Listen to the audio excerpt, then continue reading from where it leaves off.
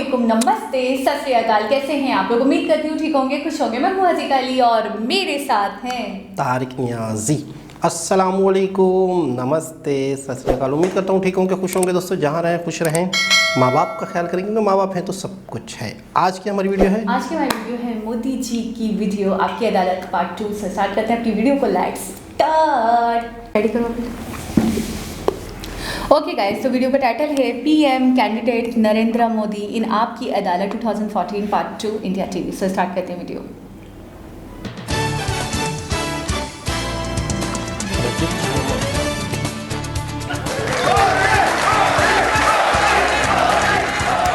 Welcome back. आपकी अदालत में आज हमारे मेहमान हैं भारतीय जनता पार्टी की तरफ से प्रधानमंत्री पद के उम्मीदवार गुजरात के मुख्यमंत्री नरेंद्र मोदी। आपकी अदालत में बीजेपी के प्रधानमंत्री पद के उम्मीदवार नरेंद्र मोदी पर इल्जाम है कि ये देश को बांटने की राजनीति करते हैं। 12 साल से आप पर इल्जाम लग रहे हैं, बहुत लंबी रिसर्च है, लेकिन मैं वो पूछ रहा हूं जो आजकल ताजा इल्जाम लग रहे हैं आपके ऊपर। राहुल गांधी ने आज ही कहा नरेंद्र मोदी पीएम बनना चाहता है, इसके लिए वो कुछ भी करेगा, वो टुकड़े टुकड़े कर देगा, एक को दूसरे से लड़ा देगा। मैं समझता हूँ ये टुकड़े टुकड़े वाला मामला है, ये उत्तर प्रदेश से लाए हैं वो।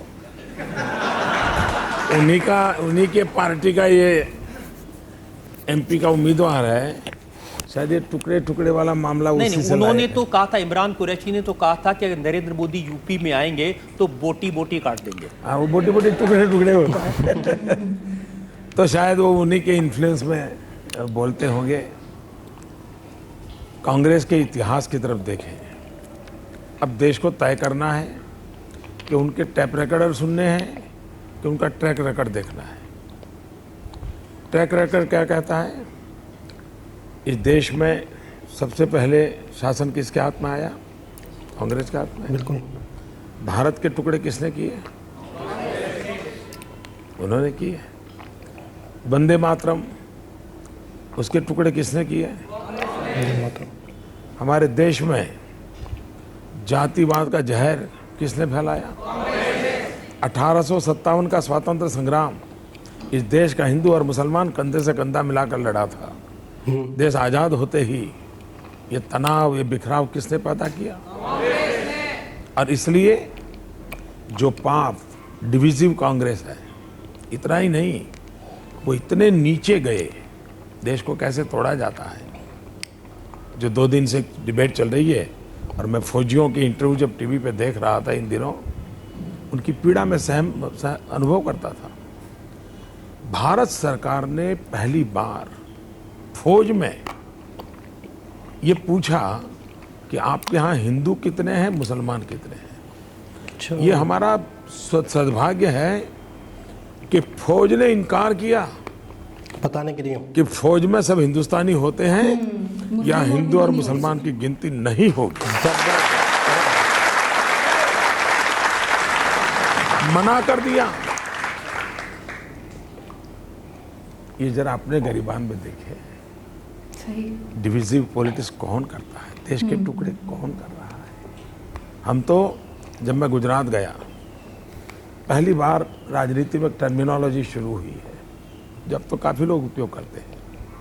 मैं गुजरात में एक ही भाषा बोलता था 2001-2 में जब गया। मेरे 5 करोड़ गुजराती, आज भी मुझे सुनते होंगे तो मैं 125 करोड़ हिंदुस्तानी वही से बोलता हूँ। ये भाई डिकना भाई फलाना भाई, ये पूरी टर्मिनोलॉजी को ख़त्म करने का मैंने प्रयास किया है और धीरे धीरे हर एक राज्य के मुखिया अपने राज्य की पूरी पॉपुलेशन बोलते हैं। अब मैं आपको उदाहरण देता हूँ। आपने कांग्रेस की काफ़ी धुलाई कर दी। उमर अब्दुल्ला जो मुख्यमंत्री है जम्मू कश्मीर के, उनकी बात आपको बताता हूँ, और बड़ा उन्होंने गंभीर चार्ज लगाया। उन्होंने कहा कि नरेंद्र मोदी पंजाब गए, वहाँ सरदारों की दस्तार कबूल की। अरुणाचल प्रदेश गए, उनकी टोपी कबूल की। असम गए तो उनकी वेशभूषा कबूल की, लेकिन जब इमाम साहब ने टोपी पहनाने की कोशिश की तो लौटा दिया, इनकार कर दिया। मैंने अब तक गांधी जी को ऐसी कोई टोपी पहना हुआ देखा नहीं है।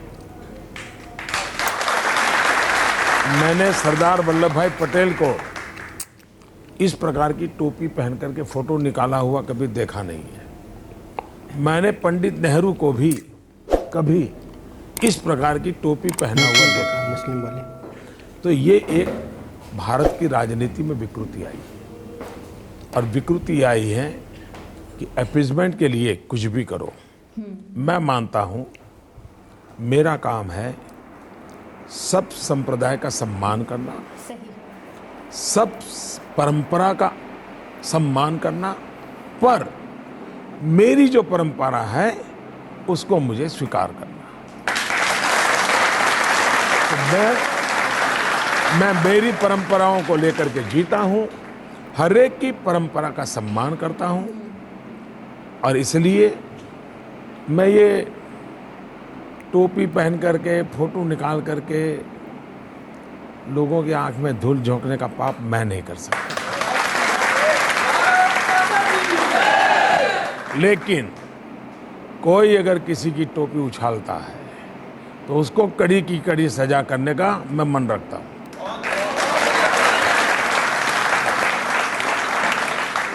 वो टोपी किसी भी संप्रदाय की क्यों न हो, वो पगड़ी किसी परंपरा की क्यों न हो, उसको अगर कोई उछालता है तो उछालने वाले पर कड़ी से कड़ी सजा हो, ये जिम्मा शासन में बैठे हुए व्यक्ति का होता है और उसमें मैं प्रतिबद्ध हूं। लेकिन मोदी जी, नीतीश जी ने एक बार कहा था कि जब आप सार्वजनिक जीवन में होते हैं, पब्लिक लाइफ में होते हैं, तो कभी तिलक लगाना पड़ता है, कभी टोपी पहननी पड़ती है, दूसरों की भावनाओं का ध्यान रखना पड़ता है। उनको लगता है कि ऐसा करने से भावनाएं संभल जाती हैं, वो ये करे। मुझे लगता है कि उनके बच्चों को शिक्षा मिलनी चाहिए, उनके हाथ में भले कुरान हो, उनके हाथ में कंप्यूटर भी होना चाहिए। ये मेरी सोच है, तो उनकी सोच उनको मुबारक, मेरी सोच मुझे मुबारक। देखिए, आपकी सोच का और आपके शब्दों के चयन का क्या हाल होता है उसका मैं आपको उदाहरण देता हूँ। आजम खान साहब उत्तर प्रदेश की सरकार में मंत्री हैं। उन्होंने कहा आज़ादी के 60 वर्ष बाद कहा गया कि हम आदमी नहीं हैं, कुत्ते के पिल्ले हैं। जिसने कहा हो उसने गलत किया हो। कौन है वो ऐसा कहने वाला? ये आपने कहा था। मैं कभी ऐसा न सोच सकता हूँ न मैं बोल सकता हूँ। देखिए, वो जो एक इंटरव्यू मेरे पास में है जो आपने दिया था, उस इंटरव्यू में आपने कहा, ये मैं बता देता हूँ। हमारे यहाँ देखिए हेडलाइन छपी हुई है, जी जी, हम इंसान हैं, कुत्ते का बच्चा भी कार के नीचे आ जाए तो दुख होता है। हाँ, लेकिन उसमें किसी को कहाँ कहा है? आपके के शब्द है, आपकी क्या हो रही है? देखिए, मैं आपको मुजरिम मैं हूँ, लेकिन मैं एक सवाल पूछ लेगा, इसको दोबारा पढ़िए आप। मैं पूरा पढ़ देता हूँ। ऊपर वाला पहले पढ़ आपने लीजिए। ऊपर तो है हम इंसान हैं, कुत्ते का बच्चा भी कार के नीचे आ जाए तो दुख हाँ, होता है। ये तो हमारे headline है। यहाँ, लेकिन आप हमारे पूरी यहाँ- बात तो सुनने दीजिए ना। हाँ, मुझे। मैं आपको पूरी बात चलिए। आपसे पूछा गया सवाल 2002 में जो हुआ उस पर आपको अफसोस है, तो आपने कहा भारत का सुप्रीम कोर्ट दुनिया में अच्छी अदालत के तौर पर जाना जाता है। इसकी रिपोर्ट में मुझे पूरी तरह क्लीन चिट दी गई। इससे अलग एक बात, ये कोई भी व्यक्ति जो कार ड्राइव कर रहा हो और हम पीछे बैठे हों, कुत्ते का एक छोटा बच्चा पहिए के नीचे आ जाए तो दुख होगा कि नहीं? ज़रूर दुख होगा। मैं मुख्यमंत्री हूँ या नहीं, लेकिन मैं एक इंसान हूँ। हमारे देश में ऐसा कहते हैं कोई भी, अरे भाई चींटी मर जाए तो भी पीड़ा होती है, चींटी मर जाए तो भी पीड़ा होती है। ये आपकी संवेदना की तीव्रता को व्यक्त करने के लिए मुहावरे होते हैं। उसको अगर कोई ये कहे कि आपने इंसान को चींटी कह दिया, तो मैं समझता हूँ इस प्रकार का इंटरप्रिटेशन करने वालों का प्रॉब्लम है। दूसरा, जिसने मेरा इंटरव्यू लिया था, जब हिंदुस्तान के कुछ मीडिया के मित्रों ने उसको उछाल दिया, जिसने इंटरव्यू लिया था वो विदेशी होने के बावजूद भी उसने ट्वीट किया कि मोदी ने ना ऐसा कहा है, ना हमने ऐसा समझा है, ये गलत इंटरप्रिटेशन हो रहा है। सही, गलत तरीके से। यानी इंटरव्यू लेने वाला एक फॉरेनर भी मेरी संवेदना को समझ पाया। लेकिन जो न्यूज़ ट्रेडर्स हैं, मैं मीडिया की बात नहीं कर रहा, मीडिया तो बहुत अच्छा है, मीडिया की ताकत बहुत महत्वपूर्ण है, इसलिए मुझे मीडिया के खिलाफ कुछ नहीं कहना है। लेकिन जो न्यूज़ ट्रेडर्स है, इन न्यूज़ ट्रेडर के लिए माल बेचने के लिए काम आता है तो उपयोग करते हैं। लेकिन आज़म खां का जो आज का बयान है वो आपको बताता हूँ। उन्होंने कहा कि एक कुत्ते का बच्चा मोटर के पहिए के नीचे आ जाए तो गम ज़रूर होता है, हमें तुम्हारा गम नहीं चाहिए। बड़े भाई, कुत्ते के बच्चे के बड़े भाई नरेंद्र मोदी जी, हमें तुम्हारा गम नहीं चाहिए। Thank you very much. क्योंकि शायद वफादारी में कुत्ते से बढ़कर के कोई होता नहीं।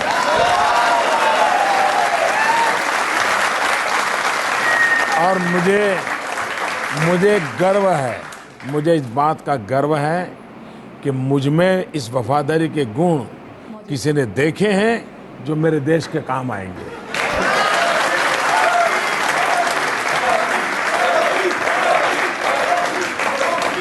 लेकिन एक सच ये है कि भारत के प्रधानमंत्री ने, मनमोहन सिंह जी ने, उन्होंने कहा कि अगर नरेंद्र मोदी देश का प्रधानमंत्री बन गया तो देश के लिए डिजास्टर्स होगा। मेरा फिर दिल कर रहा है शायद उनकी खुद की पार्टी ने फिर बाद में ये कहा कि प्रधानमंत्री जी ने ऐसा नहीं बोलना चाहिए था। उनके कैबिनेट मंत्रियों ने भी कहा कि प्रधानमंत्री ने ऐसा नहीं बोलना चाहिए था। और मैं समझता हूँ उसके बाद उन्होंने बोलना बंद किया है। उन्होंने तो लोगों को याद दिलाया था कि अहमदाबाद की सड़कों पर कत्लेआम हुआ जिस आदमी के राज में, उसका अगर प्रधानमंत्री पद मिल गया तो देश के लिए नुकसान हो जाएगा। उनको ये भी याद रहना चाहिए था कि 2002 के सितंबर में अक्षरधाम पर हमला हुआ। मंदिर के अंदर दशकों लोग मारे गए, लेकिन गुजरात पूर्ण शांत रहा। उनको ये भी पता होना चाहिए कि गुजरात में सीरियस बम ब्लास्ट हुए थे, काफ़ी लोग मारे गए थे, अस्पताल में लोग मारे गए थे, उसके बाद भी गुजरात शांत रहा। जहाँ गुजरात में क्रिकेट की मैच पर दंगे होते थे, जहाँ गुजरात में पतंग चगाने में दंगे होते थे, वो गुजरात आज 12 साल हो गया। कर्फ्यू किस चीज़ को कहते हैं वहाँ के बच्चों को मालूम नहीं। ये शांति और आज गुजरात ने जो विकास किया है, प्रगति की है, उसका मूल कारण है गुजरात की शांति, गुजरात की एकता, गुजरात का भाईचारा, गुजरात की सद्भावना। वही हमारी सबसे बड़ी पूंजी है जिसके आधार पर गुजरात आगे बढ़ा है। देश भी, अगर देश को आगे बढ़ना है तो शांति, एकता, भाईचारा, सद्भावना, इन गुणों को जितना हम बढ़ावा देंगे, देश को आगे बढ़ाने में एक बहुत बड़ा कैटलिक एजेंट का वो रोल प्ले करेगा। मैं आपकी ये बात मान लेता हूँ और आपके विरोधी भी इस बात को मानते हैं कि 12 साल से गुजरात में दंगे नहीं हुए। लेकिन जब उत्तर प्रदेश के मुख्यमंत्री अखिलेश यादव आपकी अदालत में आए तो उन्होंने कहा कि मुजफ्फरनगर में जो दंगे हुए थे वो मोदी ने करवाए थे। मैं नहीं जानता हूँ कि उनको रात को नींद आती है कि नहीं आती है, क्योंकि वो काफ़ी परेशान है। अभी तो मैं 5-6 बार उत्तर प्रदेश गया हूँ, तो उनकी मुसीबत मैं समझ सकता हूँ। और इसलिए उनको दिन में भी मोदी याद आते हैं, रात में भी मोदी आते हैं। वो शेर की चर्चा करते हैं तब भी उनको मोदी याद आते हैं। वो लैपटॉप की चर्चा करते हैं तो भी उनको मोदी याद आते हैं। तब उनको वो हर जगह पे मोदी दिखते हैं, तो उनकी कठिनाई है। मोदी का हैंगओवर है। हम जनता से पूछते हैं जो लोग सवाल पूछना चाहते हैं, एक एक करके। सर, मैं सर से जानना चाहती हूँ कि यदि सर की सरकार बनती है तो जो क्रिश्चियन भाई हैं हमारे, क्या उनको ये विश्वास दिला सकते हैं कि उनके चर्च तोड़े नहीं जाएंगे? ऐसा तो कभी हुआ नहीं, कभी सुना नहीं हमने। जलाए नहीं जाएंगे सर? ऐसा न सुना है न कभी हमने नहीं, वो जाना है। एक आश्वासन चाहते हैं, शायद उनके मन में उनकी ये डर सेफ्टी का है। आश्वासन चाहते मैं हैं आपको सर? बताता हूँ। एक तो ऐसा मैंने कहीं सुना नहीं है, नंबर 1। नंबर 2, गुजरात के अंदर दुनिया की सबसे छोटी माइक्रो माइनॉरिटी है, पारसी। उन पारसी का उदवाड़ा में तीर्थ क्षेत्र है। हमारी सरकार आने के बाद और उसको ग्लोबली, और मैंने तो कहा ये रिलीजियस हार्मनी का वर्ल्ड कैपिटल बन सकता है, ऐसा बनाने में मैं लगा हुआ हूँ। पारसी का स्थान है और इसलिए भारत के जहन में नहीं है। भारत के हजारों वर्ष का इतिहास देखिए, कभी तलवार लेकर के किसी के धर्म पर आक्रमण नहीं किया है। हमारा देश ऐसा है जो कहता है इसका भगवान, उसका भगवान, उसका भगवान, ये हमारी सोच नहीं है। हमारे देश की सोच है ईश्वर एक है और उसे प्राप्त करने के रास्ते अलग अलग हैं और सभी रास्ते ईश्वर के पास ले जाते हैं। और इसलिए कोई ऊंचा है, कोई नीचा है, ये चाहिए या नहीं चाहिए, भारत का संविधान इसके लिए किसी को सहमति नहीं देता है। हमारे यहाँ संप्रदायवाद नहीं चल सकता है।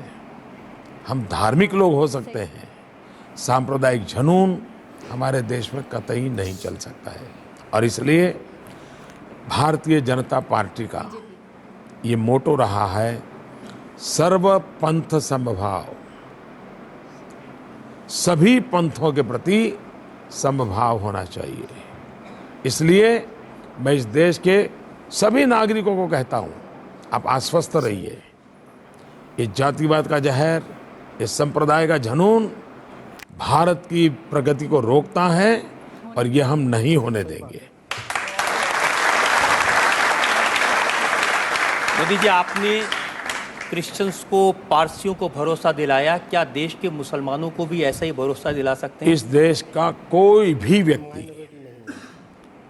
भारत माँ का कोई भी लाल, उसको वो सारे अधिकार हैं जो नरेंद्र मोदी को है। किसी को आपसे डरने की जरूरत नहीं है? कुछ लोगों को तो डरना पड़ेगा। देश को लूटने वाले, उनको डरना पड़ेगा। अन्याय करने वालों को डरना पड़ेगा। और मैं ये बात कहने से डरता नहीं हूं।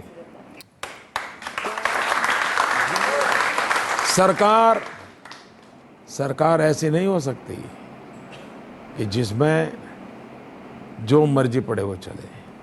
कानून का राज होना चाहिए, लोगों को सुरक्षा का एहसास होना चाहिए, लोगों को अपने जीवन जीने का भरोसा होना चाहिए। ये नहीं है, यही तो मुसीबत है। और नहीं है उसका कारण है न कानून का डर है, न व्यवस्था का डर है, न अफसर का डर है। आपको घर में भी कुछ तो डिसिप्लिन रखनी पड़ती है, और डिसिप्लिन रखना गुनाह है तो भारत की भलाई के लिए वो गुनाह भी मुझे मंजूर है। एक और ब्रेक के लिए मुझे रुकना है और ब्रेक के बाद आपकी अदालत में नरेंद्र मोदी पर इल्जाम और सवाल आपका। सबसे ज्यादा पावर में कौन रहा? सबसे ज्यादा जहर किसने चखा? सबसे ज्यादा जहर किसके पेट में है? तो जहर सबसे ज्यादा कौन उगलेगा? अब बताइए मैं क्या करूं?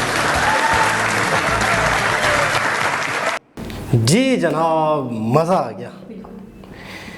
अच्छा, सबसे पहले तो मैं कहूँगा कि किस खूबसूरती से, किस अंदाज से, किस तरीके से, प्यार से समझाया, हर सवाल का जवाब दिया। और मैं समझता हूँ बहुत ही कड़वे सवालात, बहुत ही चुभते हुए सवालात, जो सवालात क्या, इल्ज़ामात नहीं, इल्ज़ामात या सवालात ऐसे थे कि जो बहुत काम बंदा हो, जो बहुत रिलैक्स, बहुत कूल बंदा हो ना, उसको भी उछाल दे, वो भी तप जाए, मतलब वो भी तप जाए, वो भी मतलब 10 फीट ऊपर जाए और फिर नीचे आए कि मेरे बारे में ऐसे कहा है, या मैंने ऐसे कहा है, या मैं मेरी इस चीज़ को, इस बात को ऐसे ले लिया है। लेकिन उन्होंने इतने खूबसूरती से उसके जवाब दिए, जुमले ऐसे, मैं तो कहूँगी जुमलों का चुनाव तो छोड़े एक तरफ, जुमलों को बिठाना देखें कि मैं उनसे नहीं डरता, उसको डरना ज़रूरी है और क्यों ज़रूरी है, और मैं ये बात कहने से नहीं डरता। अगर ये गुनाह है तो मैं ये गुनाह करने के लिए भी तैयार हूँ। मतलब क्या बात है। जुमलों को बिठाते तक ऐसे हैं मोदी जी कि वो आपके सीधे दिमाग पे लगे ठा करके। बिल्कुल। अच्छा, जब उसने पूछा क्रिश्चियन खातून ने कि हमें क्या डरना चाहिए, हुआ ही नहीं। मैंने अच्छा, वो बार-बार कोई चर्च वगैरह टूटा हो, अब वो बार-बार जवाब दे रहे हैं कि मैंने तो ऐसा सुना नहीं। देखें, जो चीज़ हुई हो तो नेक्स्ट टाइम आप उसका खौफ रखते हैं, यार ऐसा ना हो जाए, यार ऐसा। मैं यही सोच रही। अच्छा, जब उन्होंने सवाल किया तो मुझे लगा शायद ऐसा हुआ है कि उनकी इबादत गाहों को हार्म किया गया है, या कभी ब्लास्ट हुआ है, या कुछ ऐसा हुआ है, तोड़ फोड़ का शिकार हुआ है, आग लगी, क्योंकि वो बोल रही थी आग लगेगी, टूटेंगे तो नहीं। तो मुझे ऐसा लगा, क्योंकि हम वहाँ से हैं नहीं, तो मुझे ऐसा लगा शायद ऐसे हुआ है, तभी वो पहले से यकीन दिलाने का कह रही है कि आप क्या यकीन दिला सकते हैं। तो उन्होंने डायरेक्टली कहा, बिल्कुल ऐसे जैसे हम सोच रहे थे कि ऐसा हुआ है, तो वो भी खेलने लगी, मैंने तो ऐसा सुना नहीं कभी। बिल्कुल ऐसा ही है। फिर उन्होंने आगे मतलब मजीद फिर उन्होंने क्लियर किया कि इस तरह से आप मज़ीद मुसलमानों के लिए भी क्या कहना चाहेंगे, क्या उन्हें भी टेंशन नहीं लेनी चाहिए। अच्छा, ये हमारे यहाँ पे मैं आपको बिल्कुल सच बताऊँ कि हमारे यहाँ पर भी मोदी जी से रिलेटेड बहुत ही ज़्यादा ये चीज़ें थी कि गुजरात के फसादात इन्होंने करवाए, गुजरात में गुजरात में तो नहीं हुए ना 12 साल से फसादात। नहीं, जब थे 2002 में मेरे ख्याल में शायद, जो बहुत बड़े फसादात हुए थे। अच्छा। मोदी जी जब उस टाइम पे सीएम थे, तो आज तक उन पे इल्ज़ाम है, और आज तक उन पे इल्ज़ाम है पाकिस्तानी पॉइंट ऑफ व्यू से, मैं क्लियर कर दूं। अच्छा, मैं एक चीज़ सोच रही हूँ कि यूपी के फसादात मोदी जी ने करवाए। मैं ये सोच रही हूँ कि कोई ऐसा व्यक्ति, कोई ऐसा फैमिली मेम्बर जिसको फसादात नहीं पसंद है, जो अमन व अमान चाहता है, तो वो अपने घर में जब 12 साल तक अमन व अमान रखेगा, तो उसको क्या पड़ी है कि वो पड़ोस में जाके या दूसरे घरों में जाके आग लगाएगा और वहाँ का अमन व अमान का बेड़ा गर्क करेगा या वहाँ फसादात लगाएगा। मैं तो इस बात को ही रिलेट नहीं कर पा रही थी कि उन्होंने अचानक बोला कि मैं हर जगह, उनको हर वक्त मोदी जी याद आते हैं, शेर में मोदी जी याद आते हैं, तो जी कोई लैपटॉप देते हुए उनको मोदी जी याद आते हैं, तो हर वक्त सुबह शाम रात उनको मोदी जी याद आते हैं, तो मैं क्या कर सकता हूँ। अच्छा, मोदी जी को ये पता है कि जो फसादात हैं, लड़ाई झगड़े हैं, ये सारी चीज़ें विकास को रोकती हैं, ये सारी चीज़ें जो हैं आपकी तरक्की में आड़े आती हैं। जब आपको ये चीज़ पता है तो फिर वो शख्स क्यों फसादात करवाएंगे? वो चीज़ नहीं चाहेगा ना वो शख्स, वो जो चाहता है कि मेरे मुल्क का विकास हो, जो भी गवर्नमेंट चाहती है, जो भी मिनिस्टर चाहते होंगे, जो भी लोग चाहते होंगे, तो वो इन चीज़ों से बचेंगे, इनसे परहेज़ करेंगे, ना कि इसको परवान चढ़ाएंगे। तो ये तो एक नॉर्मल सी ऑब्वियस सी बात है। अच्छा, जब हमने पिछली वीडियो पे रिएक्शन दिया था पार्ट 1 पे, तो मेरे मुंह से एक अचानक से जुमला निकल गया था, क्योंकि ये 2014 की वीडियो है, जब ये पीएम बन रहे थे। हाँ, अभी सीएम है, कैंडिडेट है, उम्मीदवार है। हाँ, तो अब 7 साल हो गए, कितने साल? 14 में आई थी ना ये वीडियो, तो हो गए 6 साल वहाँ के, 2 यहाँ के, 8 साल हुए ऑलमोस्ट पीएम बने हुए। पीएम 8वां साल है। तो उस टाइम पर इन पे इल्ज़ामात लग रहे हैं और इस तरीके से कड़क सवालात किए जा रहे हैं। सही। तो मैंने ये कह दिया था बेख्तियारी में कि काश मैं 2014 में पहुंचता, सही, उन सबको बताता कि भाई मैं आया हूँ 2022 से, और आज मोदी जी का डंका बज रहा है, मोदी जी का एक नाम है, मोदी जी ने ये कर दिया, इतने रेलवे स्टेशन बन गए हैं, इतने रेलवे स्टेशन डेवलप्ड हो गए हैं, क्या कहते हैं अपना, कौन सा रेलवे स्टेशन ना, बेंगलोर रेलवे स्टेशन हो गया, हबीबगंज हो गया, और यानी उनके जो शासन में या वंदे भारत कहाँ तक पहुँच चुका है, पावर में मेक इन इंडिया बना, बहुत सारी चीज़ें, इंफ्रास्ट्रक्चर पे इतना काम हुआ, और सिटीज़ के अंदर बहुत सारा काम हुआ, कॉलेजेस, मेडिकल कॉलेजेस, एम्स जो हॉस्पिटल्स हैं, वगैरह में बहुत काम हुआ। हमने कितनी वीडियोस तो देख ली है। बिल्कुल ऐसा ही है। और कहाँ तक स्पेस के मामले में कहाँ तक इंडिया पहुँच गया है, स्टार्टअप के मामले में आगे से आगे बढ़ा है, कितनी बड़ी बड़ी कंपनियाँ यूनिकॉर्न्स बन चुकी हैं, तो क्या क्या चीज़ें इंडिया बना के दूसरे देशों को दे रहा और है, कितनी तरक्की कर चुका है। अच्छा, 2014 से अगर हम कंपेयर करेंगे तो बहुत मेजर डिफरेंस आ चुका है। असल में मैं जहाँ तक आज तक जो भी साल से ज़्यादा हो गया हम आप लोगों के साथ जुड़े हुए, मैंने जो समझा है, टोटल जो 10 साल हैं पिछले, यही 10 साल इंडिया को रॉकेट की तरह ऊपर लेके गया, मैं जहाँ तक समझता हूँ। और आने वाले 2030 तक मैं कह रहा हूँ कि ये रॉकेट सीधा ही जा रहा है। अच्छा, बल्कि इस रॉकेट की मुझे ऐसा लगता है कि स्पीड भी बढ़ चुकी है। मैं एग्जैक्टली यही बात करी थी कि जितना विकास 50 साल में हुआ होगा ना पिछले, मुझे ऐसा लगता है कि वो 8-10 साल में हो गया है। बिल्कुल ठीक है, कि इतनी तेज़ी से तरक्की हुई है, इतनी तेज़ी से इंडिया ने प्रोग्रेस दिखाई, इतनी तेज़ी से इतनी हुई है। और कोई ऐसा नहीं है कि एक मैदान छोड़ दिया, एक ही मैदान में लगे पड़े कि पहले ये चीज़ करें, मैन्युफैक्चरिंग के सेक्टर में लग गए हैं, ऐसा नहीं है बस इंफ्रास्ट्रक्चर ही पकड़ लिया है, या ऐसा नहीं है सिटीज़ के अंदर ही पकड़ लिया, नहीं। मैंने ये देखा है कि वो हर वेज को लेकर और काम कर रहे हैं, हर वेज में काम कर रहे हैं, हर फील्ड में काम कर रहे हैं, तो जाहिर सी बात है तरक्की तो बनती है ना। कितने स्मार्ट सिटी बन गए। बिल्कुल। अच्छा, वैसे मतलब है कि बहुत ही कम लोग ऐसे होते हैं या बहुत ही कम लोग फ्यूचर के बारे में बता सकते हैं। तो मैं ये कह रहा हूँ कि हम 2014 में कहाँ थे पता है, और अब हम कहाँ हैं।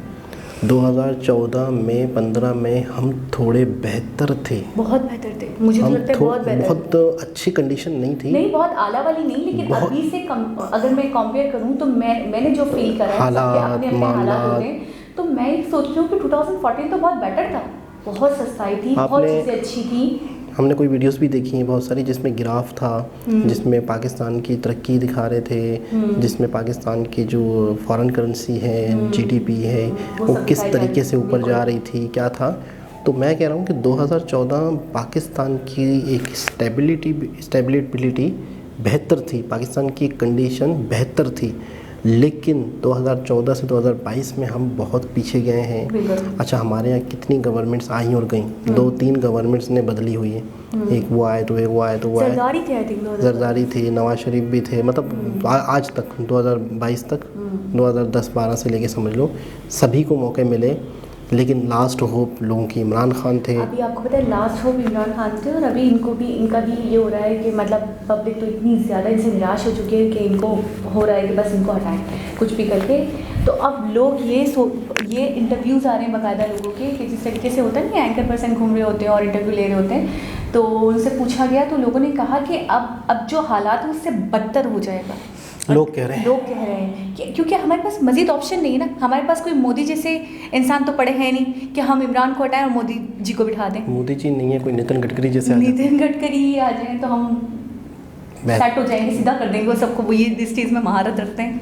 अच्छा, इनको वाकई कोई इस तरह से शख्स चाहिए जो डोज दे जरा, जो लोग कहेंगे कि आप आएंगे तो हमें डरना तो नहीं चाहिए, तो वो कहे कि हाँ भाई कुछ लोगों को तो मुझसे डरना पड़ेगा। अच्छा, मुझे ऐसा लगता था कि मोदी जी के लिए बड़ा ये जो जिस टाइप के हैं, जो पर्सनालिटी, जो बिहेवियर, जो एटीट्यूड है, तो मैंने जब वीडियोस देखी थी मुझे बड़े स्वीट एंड स्वामी टाइप के लगे थे, तो मुझे ऐसा लगता था है वैसे ही हैं, लेकिन ये कड़क भी हैं। जैसे उन्होंने बोला कि डरना ज़रूरी है, गलत के साथ गलत होता नहीं देख सकता हूँ मैं।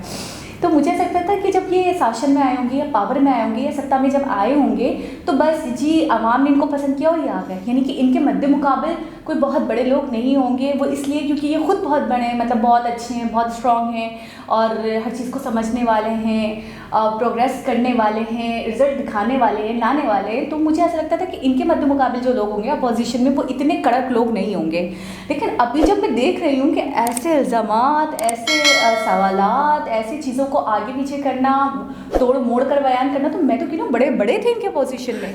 मैं समझता हूँ कि आप अगर सही रास्ते पर हैं, आप परफेक्ट हैं, तो बहुत सारे लोग आपसे कुछ भी कहें, आप जो हैं वो हैं। अच्छा, लोगों का हर किसी का सामने वाले का कुछ ना कुछ कहना है, हर किसी का अपना पॉइंट ऑफ व्यू होता है। हर शख्स किसी भी चीज़ को अपने पॉइंट ऑफ व्यू से देखता है कि गिलास के अंदर आधा पानी है तो कोई देखता है नहीं है, तो कोई देखता है बहुत ज़बरदस्त है, तो कोई कहता है पानी बहुत बुरा था, तो कोई कहता है बहुत अच्छा था। हर चीज़ को हर शख्स अपने पॉइंट ऑफ व्यू से देखता है। अगर ये कड़वी बातें, अगर ये नफ़रतें या अगर ये इल्ज़ामात, मोदी जी बहुत ही ज़्यादा सेंसिटिव होते हैं, मोदी जी बहुत ही ज़्यादा लोगों की बातें सुनते और ये कहते कि एक मेरे देश का वासी मुझे इस तरीके से गाली दे रहा है, वो क्या कुत्ते वाली बात नहीं थी बड़े भाई कि तो इस तरह से कह रहा है, तो मैं तो शर्म के मारे ही मर जाऊँ, मैं तो साइड पे हो जाऊँ, मैं तो राजनीति छोड़ दूँ। अगर बहुत ही ज़्यादा अपने अंदर एक इंसान लेता है ना बातों को, अगर इस तरह से सोचते तो मैं तो कहता हूँ कि वो आज इतना खूबसूरत देश को दे के गए हैं, इतनी चीज़ें दे रहे हैं, बल्कि दे रहे हैं और हम तो और ज़्यादा ही फ्यूचर में चले गए। तो मैं कह रहा हूँ इतना चीज़ें दे चुके हैं, तो ये सारे फ़वाइद इंडिया को नहीं होते अगर मोदी जी इन चीज़ों को इग्नोर नहीं करते। डॉग वाली बात पे, कुत्ते वाली बात पे उन्होंने क्या कहा, वफादारी वाली बात। मैं सलाम करता हूँ इनकी सोच को, इनके जवाब को, इनकी आजिज़ी को। मैं वाहिद इंसान देखे हैं मैं तो कहूँगी इस प्लानेट पे मैंने शायद देख लिए कि वो चीज़ें कि वो नेगेटिव में से आप पॉजिटिव पॉइंट निकाल लो बस। क्या बात, क्या बात। ये चीज़ है कि मतलब हम पॉजिटिव में से हम वो लोग हैं कि हम पॉजिटिव में से नेगेटिव निकाल रहे होते हैं ना, कि इसने ऐसे बोल दिया, अच्छा इसने हाँ बोला था तो इसने हाँ ऐसे बोला होगा तो इसने तर्ज करा था, आपको पता वो है, नेगेटिव में से पॉजिटिव निकाल लेते हैं। आपको पता है बहुत सारे लोग दुनिया में हैं, हर शख्स सबको राज़ी नहीं रख सकता। मतलब मैं कहूँ कि मेरे सामने वाले लोगों को मैं सबको राज़ी कर लूँ, सब मुझसे ओके हो जाए, सब मुझसे परफेक्ट हो जाए, तो वो शख्स ज़िंदगी भर कामयाब नहीं हो सकता। मैंने बहुत सी जगहों पे ये सुना कि हम ज़िंदगी भर किस चक्कर में पड़े हुए, कोई क्या सोचेगा, कोई क्या सोच रहा है, कोई मेरे बारे में क्या सोच रहा है, दुनिया सोचेगी। लेकिन ये भी है कि एक वक्त में जब लोग आपके अपोजिट होते हैं और आप डटकर खड़े रहते हो, तो आज देखें मोदी जी को कौन नहीं जानता, मोदी जी की कौन तारीफ नहीं करता। आप खुद ही कहते हैं कि हमारे जितने व्यूवर्स हैं शायद ही कोई आकर कमेंट करता हो। आज 2014 में जो लोग इन्हें बुरा भला कह रहे थे, आज 2022 है, अब मैं आपको मज़े की बात बताऊँ, नहीं ना, आज 2022 से कई ऑपोजिशन बुरा कहने वाले आज भी बुरा कह रहे होंगे। मैं कह रहा हूँ कि उन्होंने अपनी पॉजिटिव चीज़ों से भी नेगेटिव मज़ीद निकालनी है, क्योंकि उनका काम है नेगेटिव चीज़ें निकालना। वो तो नेगेटिव है, ठीक है। वो जो नेगेटिव चीज़ें, 50 चीज़ें मोदी जी ने जो तरक्की की, 50 चीज़ें अच्छी होंगी, वो उनको नहीं दिख रही होंगी। कई ऐसे जो वाक़यात हो गए होंगे या कोई मसले मसाइल होंगे वो उनको दिख रहे होंगे। तो मैं वही तो कह रही हूँ, दो तरह के लोग होते हैं, जो पॉजिटिव में से भी नेगेटिवनेस निकाल लेते हैं, और मोदी जी वो हैं जो नेगेटिव में से पॉजिटिव पॉइंट निकाल लेते हैं। और दूसरी बात ये, वो वाली बात आपकी सही है कि वो अभी तक बरकरार होंगे, वो अब तक बुरा कर होंगे। और बहुत सारी ऐसी भी वीडियोस देखी हैं हमने जिसके अंदर लोग, उनके दुश्मन, उनके बदतरीन दुश्मन जो उनको बिल्कुल पसंद नहीं करते थे, वो आज फ़ैन हो गए होंगे। बिल्कुल ऐसा ही है। एक बहुत ही खूबसूरत वीडियो पार्ट 2 हम कर चुके हैं, और पार्ट 3 पर हम जाएंगे कि मज़ीद क्या देखते हैं, मज़ीद क्या नहीं। अच्छा, ये वाहिद पार्ट 1 पार्ट 2 वाहिद हैं आपकी अदालत में जिसमें मोदी जी अपोजिट पार्टियों के जिक्र चल रहा है, सवाल थोड़े जवाब में जाहिर सी बात है। कभी भी नहीं देखा हमने कि वो हमने अपोजिशन के बारे में कुछ इससे बुरा भला पहले काफ़ी वीडियोस देख चुके हैं कि उन्होंने कभी भी किसी को उंगली नहीं उठाई, कभी किसी के हवाले से बात नहीं की, कभी बुरा नहीं कहा। बहुत बड़ी बात है ये, वरना ज़्यादातर सियासत तो कहते ही इसको कि बस कीचड़ है उस पर उछालो, उनके पास जो कीचड़ है वो इधर बस ये चीज़ इसको इस तरीके से समझें कि आप थोड़ा सा सबक लें मोदी जी से, कि अगर आप किसी और की बुराई करते हो तो एक थर्ड पर्सन जो आपको देख रहा है, जो आपको सुनने वाला है, तो उसकी नज़र में आप खुद भी गिर जाते हो, उसकी नज़र में आपकी इमेज भी नेगेटिव हो जाती है कि ये उसकी बुराई कर रहा है, कितनी गलत बात है। अच्छा, जब उन्होंने कहा, जैसे उन्होंने कोई एक तरह से डॉग का कहा या ये कहा, तो आगे से कोई नॉर्मल बंदा क्या कहता, वो खुद डॉग होंगे तो मुझे डॉग कह रहे हैं, आप जैसा कोई भी शख्स होता। नहीं, मैं तो मोदी जी वाला ही जवाब देती हूँ, क्योंकि देखिए डॉग की जो फैक्टफुलनेस है ना, वो तो कौन नहीं जानता, मशहूर है। फिर सही है, ये कांग्रेस में बीजेपी फिर सही नहीं है। खैर दोस्तों, दोबारा किसी और वीडियो के साथ आपसे मुलाकात होगी, जब तक के लिए अल्लाह हाफ़िज़।